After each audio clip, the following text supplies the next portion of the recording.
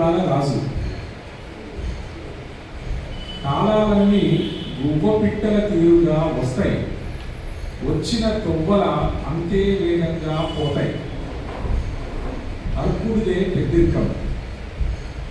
కాలాలన్నీ గువ్వ పిట్టల తీరుగా వస్తాయి, వచ్చిన తొవ్వల అంతే వేగంగా పోతాయి. అల్పుడిదే పెద్దిరికం. వస్తది గని మబ్బుల గుంపులు మోగి మొహమాటం లేకుండా చాట కొట్టిందాకా పోనే పోడు. వస్తడు కని మబ్బుల గుంపులు మూగి మొహమాటం లేకుండా చాట కొట్టిందాకా పోనే పోడు. ఎంత ఒడుపు చేసి రాజేసిన ఆకాశం పొయ్యి మేలోనే మంటంటుకుంటది. ఎంత ఒడుపు చేసి రాజేసిన ఆకాశం పొయ్యి మేలోనే మంటంటుకుంటది. ఒత్తుల సముద్రాలు అప్పుడే సలసలమంటాయి. ఒత్తుల సముద్రాలు అప్పుడే సలసలమంటాయి. కదిలే నదులు కట్టెదర్చుకొని పోతాయి. ఒత్తుల సముద్రాలు అప్పుడే సలసలమంటాయి. కదిలే నదులు కట్టెదర్చుకొని పోతాయి. తొలికే చెరువులు పక్కటెముకలు తీస్తాయి. గాలి సైన్యం ఒళ్ళంతా నిప్పులు మోసుకు తిరుగుతుంది. గాలి సైన్యం ఒళ్ళంతా నిప్పులు మోసుకు తిరుగుతుంది. ఎండకు సలాం కొట్టిన నీడలు ఉడుపుగా చెట్ల కింద దాక్కుంటాయి. ఎండకు సలాం కొట్టిన నీడలు ఉడుపుగా చెట్ల కింద దాక్కుంటాయి. కర్ఫ్యూ చౌరస్తాలో కలవరపడ్డట్టు చెట్ల గుంపులు పిక్క చచ్చిపోతాయి. ఊరు లేని పేరు మీద ఒక్క మబ్బు గుర్తులాడదు. ఊరు లేని పేరు మీద ఒక్క మబ్బు గుర్తులాడదు. ఊరు లేని పేరు అంటే ఏంటో ఆలోచిస్తున్నట్టున్నారు. ఊరు లేని పేరు అంటే ఆకాశం. మంచి పేరే ఉంది కానీ అది ఎక్కడ లేదు. ఊరు లేని పేరు మీద ఒక్క మబ్బు గుర్తులాడదు. 7 గుర్రాల రాజు కళ్ళెం గట్టిగా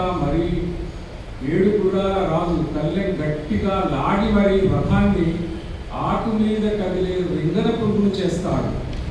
7 గుర్రాల రాజు కళ్ళెం గట్టిగా లాడి మరి రథాన్ని ఆకు మీద కదిలే రింగన పురుగును చేస్తాడు. ఇళ్ళన్నీ మధ్యాహ్నాలను తిట్టిపోస్తూ సాయంకాలాలకు స్వాగత తోరణాలు కట్టి పెడతాయి. ఇళ్ళన్నీ మధ్యాహ్నాలను తిట్టిపోస్తూ సాయంకాలకు స్వాగత తోరణాలు కట్టి పెడతాయి. పైకప్పులకు వేలాడుతూ పంఖాలు నటిస్తుంటాయి. అవి నిజంగా గాలి బియ్యము, అవి వెంటనే మన కిందికి పంపిస్తుంటాయి. పైకప్పులకు వేలాడుతూ పంఖాలు నటిస్తుంటాయి.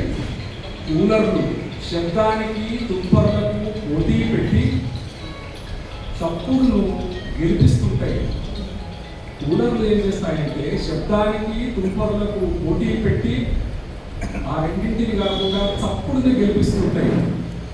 ఏసీలు మాత్రమే దొరబాబులను కిరణాల కటార్ల నుండి తప్పిస్తుంటే రెక్కల కష్టం మీద మాత్రమే బతికే దేవుళ్ళు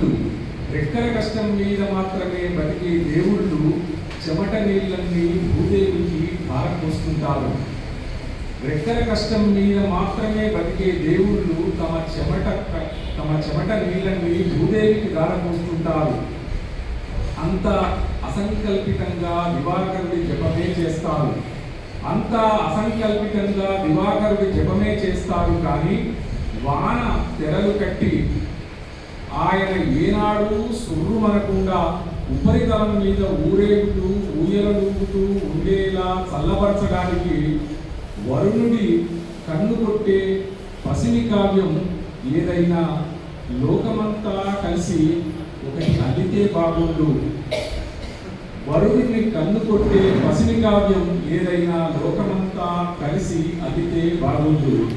అప్పుడు 7 గుర్రాల రాజు చల్లబడునేమో. Thank you. నమస్కారం.